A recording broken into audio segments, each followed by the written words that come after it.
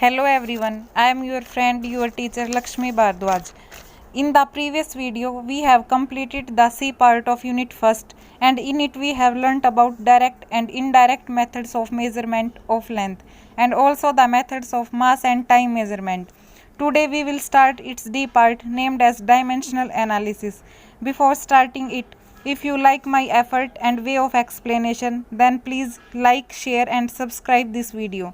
So let us start.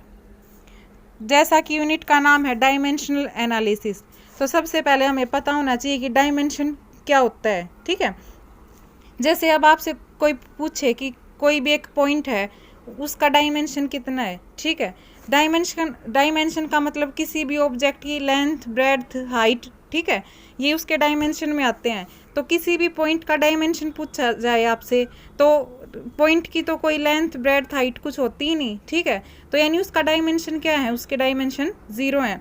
तो dimension क्या होते हैं कि किसी भी ऑब्जेक्ट के कितने कोऑर्डिनेट्स हैं, यानी कितनी लाइंस बना के उसको हम रिप्रेजेंट कर सकते हैं। ठीक है, कोऑर्डिनेट्स का क्या मतलब है, जैसे हम मैथ्स में पढ़ते हैं एक्स एक्सिस, वाई एक्सिस। ठीक है, तो जस्ट हम एक्स एक्सिस को लें, ठीक है, यानी एक लाइन को लें तो उसको हम 1 डायमेंशन बोलेंगे। यानी जो लाइन होती है, यानी जिस चीज़ की सिर्फ लेंथ होती है, वो कितने डायमेंशन में होती है, वो 1 डायमेंशन में होती है। ठीक है, अब अगर एक्स एक्सिस के ऊपर हम वाई एक्सिस को भी लगा दें तो उसके डायमेंशन कितने हो गए, उसके 2 डायमेंशंस हो गए।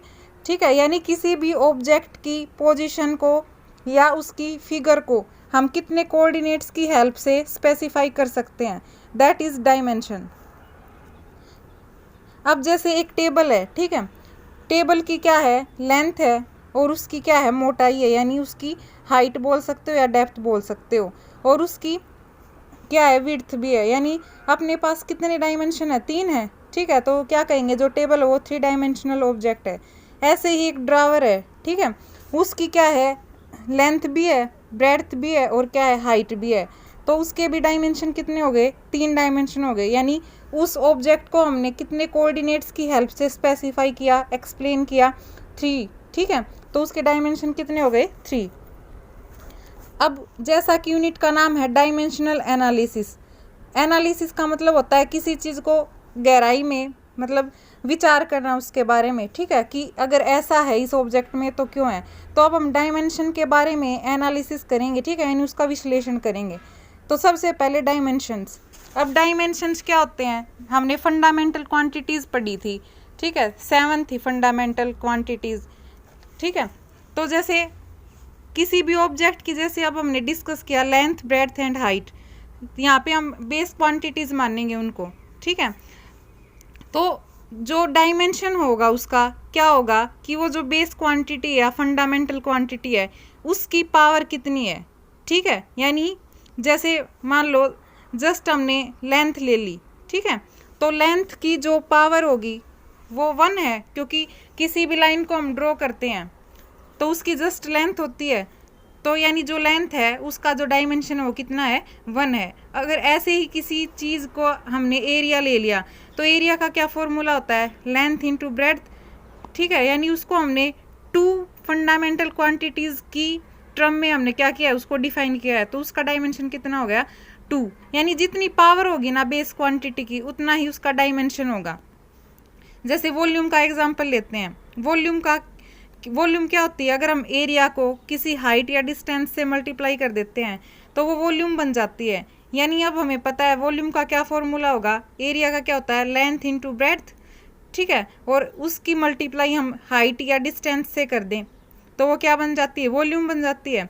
अब देखो यहाँ पे 3 बेस क्वांटिटीज़ लेंगे हम, कौन कौन सी, मास के लिए लेंगे हम कैपिटल M, ठीक है, लेंथ के लिए या फिर डिस्टेंस के लिए लेंगे कैपिटल L, और टाइम के लिए लेंगे कैपिटल T। यहाँ पे हम 3 बेस क्वांटिटीज़ को यूज़ करेंगे और उनकी जो पावर होगी ना, दैट इज़ डायमेंशन। तो वॉल्यूम का हमने क्या किया, formula length into breadth into height. Length भी क्या, एक डिस्टेंस ही है, उसको हम कैपिटल L से कर देंगे डिनोट। ब्रेड्थ भी क्या है, किसी चीज़ की चौड़ाई, क्या उसकी एक पॉइंट से दूसरे पॉइंट तक की डिस्टेंस ही है। ठीक है, उसको भी हमने कैपिटल L से डिनोट कर दिया। और ऐसे ही उसकी हाइट भी एक टाइप की डिस्टेंस है, इसलिए उसको भी L से डिनोट कर दिया। तो इसका क्या हो जाएगा एल की क्यूब। तो अब ये जो पावर आई है ना एल की क्यूब, तो ये जो क्यूब है या 3 बोल सकते हो आप इसको, that is dimension of the base quantity L, यानी एल का जो डायमेंशन है वो क्या आ गया 3 आ गया। आपको रिप्रेजेंट कैसे करेंगे रिप्रेजेंटेशन, तो देखो यहाँ पे जस्ट एल एल का डायमेंशन आया है, यहाँ पे ना तो कोई मास की बात हुई ना टाइम की बात हुई ठीक है। तो जो मास और टाइम के डायमेंशन होंगे वो क्या होंगे 0 0, तो इसको हम ऐसे डिनोट करेंगे m की पावर 0, l की पावर क्यूब और t की पावर 0। और हमेशा ध्यान रखना कि जो डायमेंशनल रिप्रेजेंटेशन होगी वो हमेशा स्क्वायर ब्रैकेट में आएगी, ठीक है। तो मास और टाइम के कितने हैं डायमेंशन यहाँ पे 0 और लेंथ का कितना है 3। नाउ डायमेंशनल फॉर्मूला, अब हमने डायमेंशन तो पढ़ लिया, ठीक है। डायमेंशनल फॉर्मूला क्या होता है, किसी भी फिजिकल क्वांटिटी को किसी भी फंडामेंटल क्वांटिटीज़ की टर्म में रिप्रेजेंट करना क्या है डायमेंशनल फॉर्मूला, ठीक है। फिजिकल क्वांटिटी मान लो कोई भी ले लो आप, वेलोसिटी ले लो, ठीक है, उसको हम फंडामेंटल क्वांटिटीज़, अब फंडामेंटल क्वांटिटीज़ हमने 7 टाइप्स की पढ़ी थी ना, तो वेलोसिटी का फॉर्मूला हमें पता है क्या होता है स्पीड अपॉन टाइम, ठीक है। तो देखो स्पीड क्या है, स्पीड क्या है भाई डिस्टेंस अपॉन टाइम होता है, ठीक है। और डिस्टेंस क्या होती है एक फंडामेंटल क्वांटिटी होती है और टाइम भी क्या है एक फंडामेंटल क्वांटिटी। तो यानी जो वेलोसिटी है उसको हमने किसकी टर्म में डिफाइन कर दिया फंडामेंटल क्वांटिटीज़ की, यानी एक फिजिकल क्वांटिटी को हमने फंडामेंटल क्वांटिटीज़ की टर्म में रिप्रेजेंट कर दिया, दैट इज डायमेंशनल फॉर्मूला। तो the expression which shows how and which of the base quantities represent the physical quantity, यानी वो एक्सप्रेशन जो क्या शो करे कि है ना उस फिजिकल क्वांटिटी को कौन कौन सी फंडामेंटल या बेस क्वांटिटीज रिप्रेजेंट कर रही हैं, that is called dimensional formula. जैसा कि हमने एग्जांपल लिया था वेलोसिटी, वेलोसिटी क्या होती है डिस्प्लेसमेंट अपॉन टाइम। अब देखो डिस्टेंस और डिस्प्लेसमेंट में क्या फ़र्क होता है, डिस्प्लेसमेंट क्या होती है जो डिस्टेंस होती है ना उसका शॉर्टेस्ट पार्ट डिस्प्लेसमेंट कहलाता है, यानी shortest distance between any 2 points is called displacement, ठीक है। तो डिस्प्लेसमेंट क्या है तो एक टाइप की डिस्टेंस ही ना, तो इसको हम किससे डिनोट करेंगे कैपिटल एल से, और यहाँ पे पावर 1 है एल की, और स्क्वायर ब्रैकेट में इसको क्लोज करेंगे। अपोन में क्या है इसके टाइम, टाइम को हम कैपिटल सी टी से डिनोट करेंगे और इसकी भी पावर क्या है 1 है और इसको भी स्क्वायर ब्रैकेट में क्लोज करेंगे। तो वेलोसिटी का जो डायमेंशनल फॉर्मूला है वो क्या हो जाएगा स्क्वायर ब्रैकेट में m की पावर 0, l की पावर 1 और t की पावर -1। अब देखो यहाँ पे m यानी मास का कोई काम ही नहीं था वेलोसिटी के फॉर्मूले में, इसलिए यहाँ पे m की पावर 0 ही, l था l की पावर 1 थी और जो t की पावर 1 है वो नीचे है, ठीक है, यानी रेसिप्रोकल में है। इसको जब हम ऊपर ले जाएंगे तो हमें पता है कि जब हम किसी पॉजिटिव पावर को नीचे से ऊपर लेके जाते हैं तो क्या हो जाती है वो नेगेटिव हो जाती है, इसलिए यहाँ पे वेलोसिटी का जो डायमेंशनल फॉर्मूला है वो क्या आ गया m raise to power 0, l raise to power 1 and t raise to power -1, ठीक है। ऐसे ही एक टर्म है डायमेंशनल इक्वेशन। अब इक्वेशन क्या होती है इक्वल, ठीक है, इससे क्या वर्ड निकल रहा है इक्वल, यानी जब लेफ्ट हैंड साइड में भी कुछ टर्म हो और राइट हैंड साइड में भी कुछ टर्म हो और वो दोनों इक्वल हो, ठीक है, उनके बीच इक्वल का सिंबल हो, तो डायमेंशनल इक्वेशन क्या होगी when a physical quantity is equated to its dimensional formula. मान लो हमने अब ये जो वेलोसिटी का डायमेंशनल फॉर्मूला निकाला है इसको हम जो रिप्रेजेंटेशन है वेलोसिटी की v की अगर उसके इक्वल रख देंगे ना that is called dimensional equation. Now we will discuss briefly dimensional formulas of all the important quantities. तो सबसे पहले हम एरिया का लेते हैं, ठीक है। तो एरिया का सबसे पहले हमें फॉर्मूला पता होना चाहिए। तो एरिया का फॉर्मूला क्या होता है लेंथ इंटू ब्रेड्थ, यानी किसी भी ऑब्जेक्ट की कितनी लंबाई है और कितनी चौड़ाई है तो उसका हम एरिया निकाल सकते हैं, ठीक है। अब डायमेंशनल फॉर्मूला डिस्कस करते हैं इसका। डायमेंशनल फॉर्मूला देखो लेंथ डिस्टेंस है एक टाइप की उसको हम एल से डिनोट करेंगे, ब्रेड्थ भी एक डिस्टेंस ही है उसको भी हम कैपिटल एल से ही डिनोट करेंगे। तो एल इंटू एल क्या हो गया एल स्क्वायर। अब देखो यहाँ पे ना तो मास का काम था ना टाइम का काम था, क्लियर। तो यहाँ पे क्या हो जाएगा डायमेंशनल फॉर्मूला ब्रैकेट में क्लोज होगा ये क्या m की पावर 0, l की पावर 2 और टी की पावर 0, ठीक है। और इसकी एसआई यूनिट क्या होगी, लेंथ की एसआई यूनिट क्या होती है, मीटर, और ब्रेड्थ भी एक डिस्टेंस है और डिस्टेंस की एसआई यूनिट मीटर होगी, तो मीटर क्या हो जाएगा, metre square. Next one is volume. अभी हमने डिस्कस किया है वॉल्यूम क्या होती है। अगर हम एरिया की मल्टीप्लाई किसी हाइट या डिस्टेंस से कर देते हैं तो वो वॉल्यूम मिल जाती है हमें, ठीक है। और वॉल्यूम 3 डायमेंशनल क्वांटिटी है। और एरिया का फॉर्मूला हमें पता ही है, क्या होता है, लेंथ इंटू ब्रेड्थ और इंटू में हाइट, दैट इज वॉल्यूम। अब देखो जो लेंथ का डायमेंशन है उसको हम कैपिटल एल से डिनोट करेंगे, ब्रेड्थ के डायमेंशन को भी और हाइट के डायमेंशन को भी, तीनों को कैपिटल एल से डिनोट करेंगे क्योंकि तीनों एक टाइप की डिस्टेंस है। तो क्या हो जाएगा, एल क्यूब हो जाएगा। अब यहाँ पे ना तो मास का काम है ना टाइम का, तो इनकी जो पावर होगी वो 0 0 हो जाएगी, एम की और टी की, और स्क्वायर ब्रैकेट में इसको क्लोज कर देंगे, ठीक है। तो ये मिल गया क्या हमें, डायमेंशनल फॉर्मूला ऑफ वॉल्यूम। अब इसकी एसआई यूनिट की बात करते हैं। देखो तीनों क्या है, डिस्टेंस ही है, लेंथ भी, ब्रेड्थ भी और हाइट भी। और डिस्टेंस का की जो एसआई यूनिट होती है वो क्या होती है, मीटर, तो यहाँ पे क्या हो जाएगा, metre cube. Next one is density. Density क्या होती है, मास पर यूनिट वॉल्यूम, यानी हम किसी मास को किससे डिवाइड कर दें, वॉल्यूम से डिवाइड कर दें तो वो क्या हो जाती है, डेंसिटी हो जाती है, ठीक है। तो अब देखो यहाँ पे क्या किया हमने, मास की जो मास का डायमेंशन है उसको हम किससे डिनोट करेंगे, कैपिटल एम से, और पावर 1 होगी। और वॉल्यूम की हमने अभी निकाली है क्या, एल क्यूब, ठीक है। और टी की पावर क्या है, 0 है ही। और ये जो एल क्यूब टी की पावर 0, ठीक है, ये क्या है, अपॉन में है ना, इसको जब हम ऊपर लेके जाएंगे तो एल की जो पावर है क्यूब वो माइनस में हो जाएगी।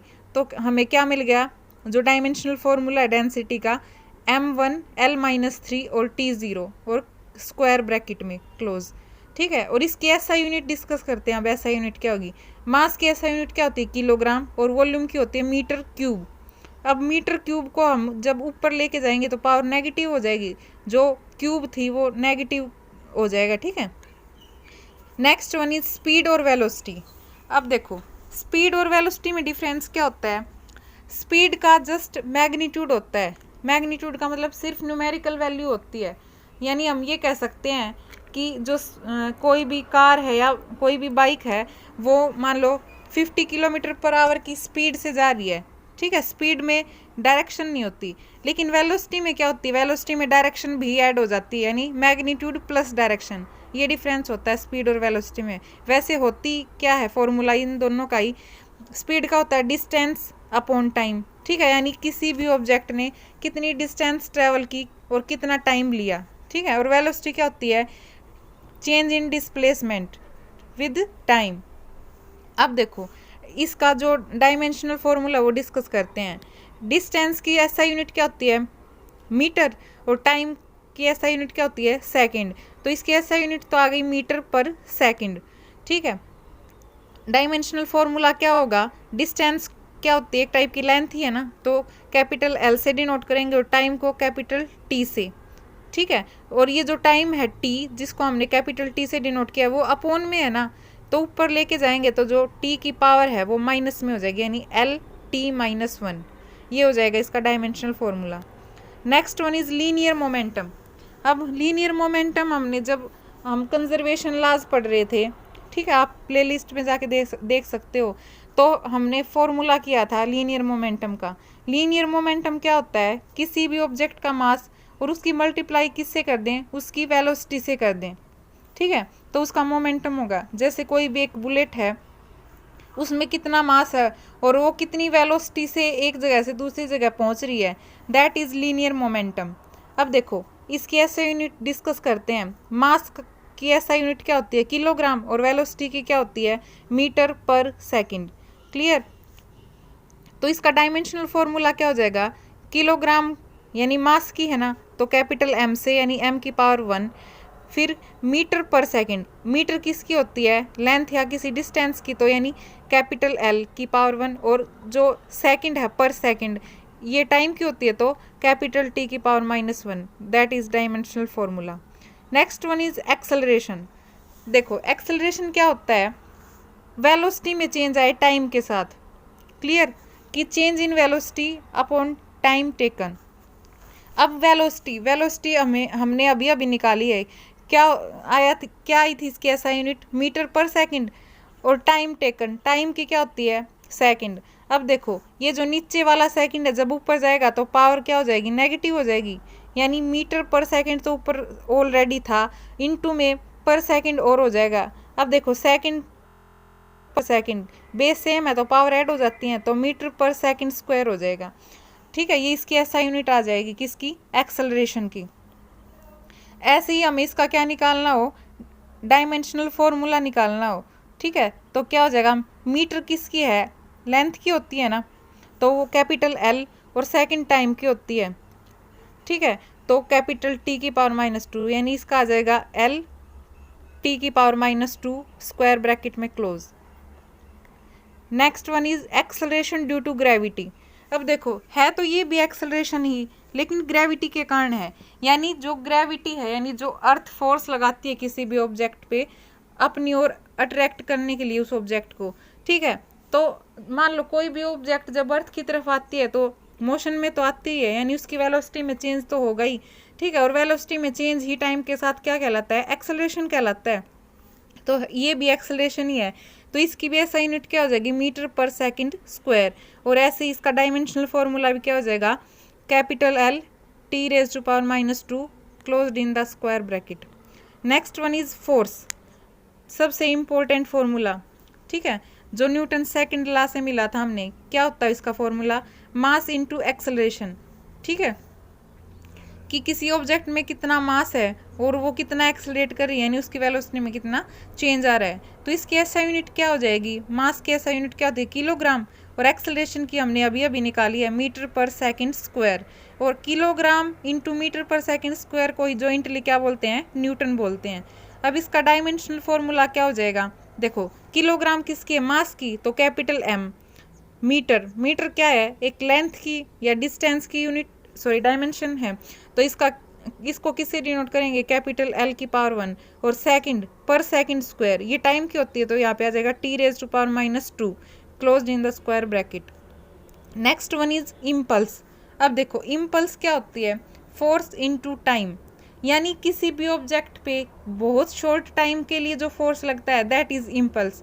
जैसे हम क्रिकेट खेलते हैं तब बैट से बॉल को हिट करते हैं ना, तो वो बहुत शॉर्ट टाइम होता है जब उस बॉल के ऊपर बैट से फोर्स लगता है, दैट इज इम्पल्स, ठीक है, तो इसकी ऐसा यूनिट क्या हो जाएगी, फोर्स की क्या होती है, न्यूटन, और टाइम की सेकंड, यानी न्यूटन सेकंड हो गई। इसका डायमेंशनल फॉर्मूला क्या हो जाएगा, फोर्स का हमने अभी अभी निकाला क्या, mlt-2, और इनटू में टाइम है, टाइम को कैपिटल टी से डिनोट करेंगे, तो ये जॉइंटली क्या हो जाएगा, m की पावर 1 l की पावर 1, और देखो t की पावर -2 और t की पावर 1 है, जब बेस सेम है तो पावर ऐड हो जाएंगी, तो यहाँ पे t की पावर -1 रह जाएगी। क्लियर। Now pressure. अब देखो प्रेशर क्या होता है, फोर्स पर यूनिट एरिया, यानी किसी भी यूनिट एरिया के ऊपर, यानी मान लो 1 मीटर स्क्वायर या 1 सेंटीमीटर स्क्वायर एरिया के ऊपर कितना फोर्स लगा, दैट इज कॉल्ड प्रेशर। इसकी ऐसा यूनिट क्या होगी, फोर्स की न्यूटन और एरिया की मीटर स्क्वायर। क्लियर। इसका डायमेंशनल फॉर्मूला क्या हो जाएगा, न्यूटन को फोर्स की हमने क्या निकाला था अभी अभी डायमेंशनल फॉर्मूला, mlt-2, और अपॉन में क्या है, एरिया, एरिया क्या होता है, लेंथ इंटू ब्रेड्थ, यानी लेंथ भी एक डिस्टेंस है, ब्रेड्थ भी एक डिस्टेंस है, यानी l इंटू एल, यानी l स्क्वायर। क्लियर। अब ये जो l स्क्वायर अपॉन में ये ऊपर जाएगा तो -2 हो जाएगा, और ऊपर पहले से ही l की एक पावर प्रेजेंट है, ठीक है, जब हम इसको सोल्व करेंगे तो क्या हो जाएगा, m की पावर 1 l की पावर -1 और t raise to power -2। Clear. और ये जो न्यूटन पर मीटर स्क्वायर ऐसा यूनिट आई है, इसी को हम पास्कल भी बोलते हैं। Next one is universal constant of gravitation. इसको हम किससे डिनोट करते हैं, कैपिटल जी से, ठीक है, जो हमने ग्रेविटेशनल फोर्स पढ़ा था ना, 4 फंडामेंटल फोर्सेस नेचर में हमने डिस्कस किए थे, ठीक है, तो उसमें जो ग्रेविटेशनल फोर्स था उसमें जो हमने न्यूटन लॉ ड्राइव किया था, ठीक है, तो उसमें हमने क्या किया था, जो फोर्स मिला था उसका क्या फॉर्मूला मिला था, F = G m1 m2 upon r square, ठीक है, यानी जो फोर्स होगा किसी भी ऑब्जेक्ट के बीच में, यानी दो ऑब्जेक्ट्स के बीच में जो फोर्स लगेगा उनके मासेस की वजह से, ठीक है, तो जो फोर्स होगा वो डायरेक्टली प्रोपोर्शनल होगा उनकी मासेस के प्रोडक्ट के, और इन्वर्सली प्रोपोर्शनल होगा उनके बीच जो डिस्टेंस है उसके स्क्वायर के। क्लियर। तो यहाँ से हम कैपिटल जी की वैल्यू निकालेंगे तो क्या हो जाएगा F into R square upon M1 into M2। अब इसके ऐसा यूनिट निकालेंगे तो फोर्स की न्यूटन, और जो आर है एक डिस्टेंस ही है इसकी मीटर, और ये स्क्वायर है ही, अपॉन में M1 और M2 मासेस हैं इनकी किलोग्राम किलोग्राम। ठीक है, तो किलोग्राम स्क्वायर हो जाएगा नीचे। जब इस किलोग्राम स्क्वायर को हम ऊपर लेके जाएंगे तो जो स्क्वायर है वो जो 2 पावर है वो नेगेटिव हो जाएगी। तो इसकी ऐसा यूनिट क्या मिल गई हमें न्यूटन मीटर स्क्वायर इंटू पर किलोग्राम स्क्वायर। और इसका डायमेंशनल फॉर्मूला क्या हो जाएगा, देखो फोर्स का डायमेंशनल फॉर्मूला हमने निकाला क्या, MLT-2 इंटू में आर क्या है डिस्टेंस है, उसको हम कैपिटल L से डिनोट करेंगे, और इसका स्क्वायर अपॉन में M1 M2 मासेस हैं तो इनको हम कैपिटल M से डिनोट करेंगे। तो जब हम इसको सोल्व करेंगे ऊपर ले जाके तो ये हमें मिल जाएगा क्या, M⁻⁻⁻1 L⁻3 और T⁻⁻2। Next one is work. देखो वर्क क्या होता है कि किसी चीज़ के ऊपर हम फोर्स लगाएं और वो अपनी जगह से कितनी डिस्प्लेस हो। क्लियर। तो देखो फोर्स की ऐसा यूनिट क्या होती है न्यूटन, और डिस्टेंस की ऐसा यूनिट क्या होती है मीटर, और न्यूटन मीटर को ही हम क्या बोलते हैं जूल। क्लियर। इसका डायमेंशनल फॉर्मूला क्या हो जाएगा, फोर्स का हमने अभी निकाला था क्या MLT-2, और डिस्टेंस इंटू में है इसको हम किससे डिनोट करेंगे कैपिटल L से। तो ये क्या हो जाएगा M⁻⁻1 L⁻2 और T⁻⁻2। Next one is energy. अब एनर्जी चाहे किसी भी टाइप की हो, ठीक है, तो एनर्जी क्या होती है, कैपेसिटी ऑफ डूइंग वर्क, यानी किसी भी काम को करने की जो क्षमता होती है दैट इज एनर्जी। ठीक है, तो यानी एनर्जी क्या है, एक वर्क ही है, और वर्क की हमने अभी निकाली है। तो क्या निकला है हमारा dimensional formula M1 L2 T⁻⁻2। ठीक है। Next one is power. अब देखो एनर्जी और पावर सुनने में एक जैसे लगते हैं लेकिन पावर अलग होती है। पावर क्या होती है, रेट ऑफ डूइंग वर्क, यानी हम किसी काम को कितनी देर में कर रहे हैं वो पावर होगी हमारी। और एनर्जी क्या होगी, कैपेसिटी ऑफ डूइंग वर्क, यानी हम कितना काम कर पा रहे हैं, दैट इज एनर्जी। तो वर्क अपॉन टाइम। ठीक है, तो इसकी जो SI यूनिट होती है वो वाट होती है, क्योंकि वर्क की जूल और टाइम की सेकंड, तो जूल पर सेकंड को क्या क्या बोलते हैं हम, वाट बोलते हैं। क्लियर। तो इसका डायमेंशनल फॉर्मूला क्या हो जाएगा, वर्क का हमने निकाला है क्या M⁻1 L⁻2 T⁻⁻2, और टाइम की कैपिटल T से डिनोट करेंगे तो इसका क्या आ जाएगा M⁻1 L⁻2 और T⁻⁻3। Next one is surface tension. देखो इसके नाम से ही पता चल रहा है टेंशन ऑन एनी सरफेस। ठीक है, टेंशन क्या होता है, तनाव होता है, यानी एक टाइप का फोर्स ही होता है। तो सरफेस टेंशन क्या होता है कि फोर्स पर यूनिट लेंथ, ठीक है, यानी यूनिट लेंथ पे कितना फोर्स लग रहा है, that is surface tension. Clear. यानी मान लो हमने किसी बर्तन में पानी डाल रखा है तो जो उसका जो अपर लेयर होगी, यानी जो उसका सरफेस होगा उस पर कितना फोर्स लग रहा है per unit length, that is called surface tension. अब देखो इसके ऐसा यूनिट डिस्कस करते हैं। फोर्स की क्या होगी न्यूटन, और लेंथ की क्या होगी मीटर, तो ये क्या हो जाएगा न्यूटन पर मीटर। क्लियर। और इसका डायमेंशनल फॉर्मूला क्या हो जाएगा, फोर्स का हमने निकाला था क्या MLT-2, और लेंथ को कैपिटल L से डिनोट करेंगे। क्लियर। L से L कैंसिल, तो हमारे पास क्या रह जाएगा M⁻1 L⁻0 और T⁻⁻2। Next one is surface energy. देखो सरफेस एनर्जी क्या होगी, एनर्जी ऑफ द सरफेस, और एनर्जी हमें पता है क्या होती है, कैपेसिटी ऑफ डूइंग वर्क, यानी एक एनर्जी को हम वर्क बोल सकते हैं। और वर्क की ऐसा यूनिट क्या होती है जूल, और इसकी जो डायमेंशनल फॉर्मूला होगा वो भी वर्क जैसा ही होगा, यानी M⁻1 L⁻2 और T⁻⁻2। Next one is thrust. ठीक है, थ्रस्ट क्या होता है, फोर्स ही होता है। देखो थ्रस्ट वो फोर्स होता है जो एकदम लगता है। मान लो हम भीड़ भाड़ में जाते हैं, ठीक है, स्टेडियम में जाते हैं या मेले में जाते हैं, ठीक है, मंदिरों में घुसने के लिए वो जो हम एकदम धक्का मारते हैं ना, जो फोर्स लगाते हैं, दैट इज थ्रस्ट, यानी फोर्स ही होता है। तो जो इसका डायमेंशनल फॉर्मूला होगा और SI यूनिट होगी वो क्या होगी, फोर्स जैसी ही होगी। Next one is tension. अब देखो thrust, tension, stress, force, pressure, ये सारे एक जैसे लगते हैं लेकिन ये बहुत अलग अलग हैं। अब टेंशन क्या होती है? टेंशन भी फोर्स ही होता है, लेकिन थ्रस्ट और टेंशन में क्या डिफरेंस है? जो टेंशन होती है वो पोजीशन में फोर्स लगता है। जैसे हम टग वार का गेम खेलते हैं, यानी रस्सा कसी का गेम खेलते हैं ना, उसमें दो टीम में होती हैं जो अपोजिट डायरेक्शन में उस रस्सी को खींचते हैं, यानी अपोजिट डायरेक्शन में जो फोर्स लगता है दैट इज टेंशन। तो इसका भी जो डायमेंशनल फॉर्मूला होगा, जो ऐसा यूनिट होगी, वो फोर्स जैसी ही होगी। Clear. Next one is stress और प्रेशर। अब स्ट्रेस और प्रेशर भी अलग अलग क्वांटिटी है। स्ट्रेस क्या होता है? स्ट्रेस होता है फोर्स पर यूनिट एरिया, और प्रेशर भी क्या होता है? Force per unit area. लेकिन स्ट्रेस क्या होती है? किसी भी ऑब्जेक्ट की इंटरनल प्रॉपर्टी होती है। क्लियर। मान लो कोई रबड़ होता है, ठीक है, बालों में डालने वाला रबड़, वो हम कुछ दिनों तक डालते हैं, उसकी शेप वैसी रहती है, लेकिन कुछ दिनों बाद क्या होता है? वो ढीला होने लगता है, यानी उसकी जो शेप है वो बिगड़ने लगती है।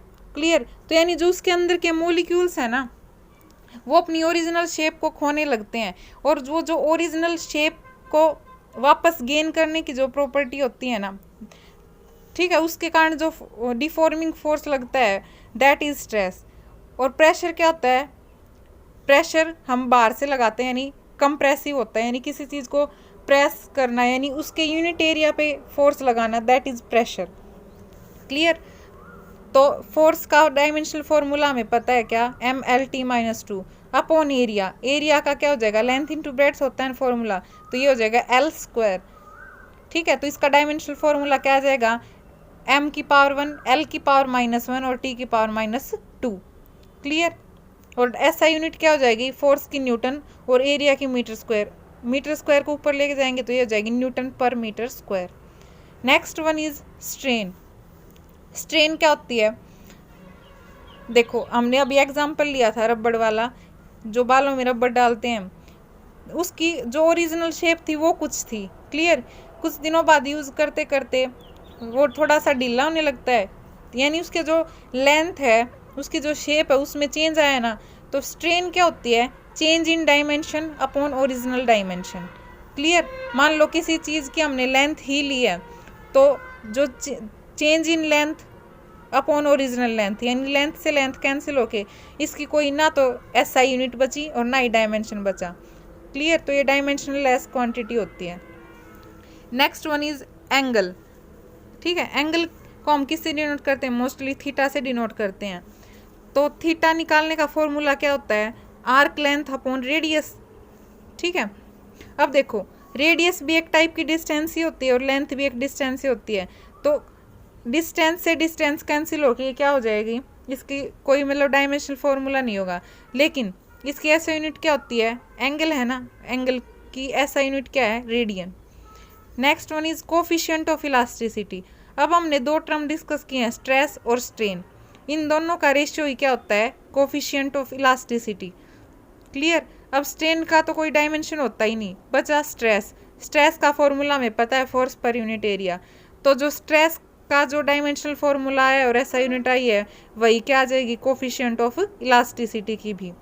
Next one is radius of gyration. इसको हम K से डिनोट करते हैं। ये क्या होती है? देखो, रेडियस क्या होती है? कोई भी एक सर्कल है, उसके सेंटर पॉइंट से लेके उसकी बाउंड्री तक की जो डिस्टेंस होती है दैट इज रेडियस। ठीक है, यहाँ पे रेडियस ऑफ गायरेशन है। ये क्या होती है? एक एग्जांपल देती हूँ मैं।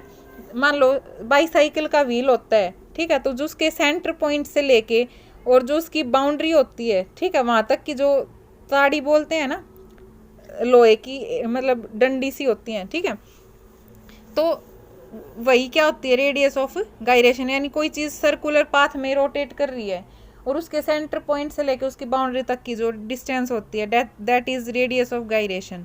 तो ये क्या है? एक टाइप की डिस्टेंस ही है। तो इसकी जो डायमेंशन होगी वो किसकी होगी? लेंथ की। ठीक है, कैपिटल L से। तो इसका जो डायमेंशनल फॉर्मूला है वो क्या हो जाएगा? m⁻0, L⁻1 और T⁻0, और इसके ऐसा यूनिट क्या हो जाएगी? Metre. Next one is torque. देखो, टॉर्क क्या होता है? फोर्स ही होता है, लेकिन ये रोटेशनल मोशन में होता है। सिंपल फोर्स होता है वो लीनियरली लगाते हैं, लेकिन अगर उसी फोर्स को हम क्या करें? किसी रोटेशनल मोशन में, यानी किसी ऑब्जेक्ट को रोटेट करें फोर्स लगा के, that is called torque. Clear. तो देखो, फोर्स का फॉर्मूला क्या होता है, मास इनटू एक्सेलरेशन। तो ऐसे ही टॉर्क को हम ये जो इसका जो सिंबल होता है उसको टव बोलते हैं। क्लियर। तो देखो फोर्स का मास इनटू एक्सेलरेशन होता है ना, तो ऐसे ही रोटेशनल मोशन में मास को हम इनर्शिया बोलते हैं और एक्सेलरेशन को एंगुलर एक्सेलरेशन अल्फा से डिनोट करते हैं। तो tau is equal to I into alpha. Clear. तो देखो फोर्स की जो ऐसा यूनिट होती है वो क्या होती है, फोर्स की न्यूटन। देखो जो फोर्स की जो ऐसा यूनिट है वो क्या होती है, न्यूटन। ठीक है। इसका जो टॉर्क है इसका एक फॉर्मूला और भी होता है, force into perpendicular distance simply. ठीक है। तो फोर्स की न्यूटन और परपेंडिकुलर डिस्टेंस की मीटर। क्लियर। और फोर्स का जो डायमेंशन फॉर्मूला होता है वो क्या होता है, m1l1t-2। और डिस्टेंस का को किससे डिनोट करेंगे, कैपिटल एल से। तो ये क्या हो जाएगा, m⁻1 l⁻2 और t-2। तो हमारी वीडियो ये कंप्लीट होती है। अगर आपको कोई भी डाउट हो तो कमेंट बॉक्स में लिख देना। और अगर आपको ये वीडियो पसंद आई हो तो प्लीज़ लाइक, और अगर आप इस चैनल पर नए हैं तो सब्सक्राइब करें। Thank you.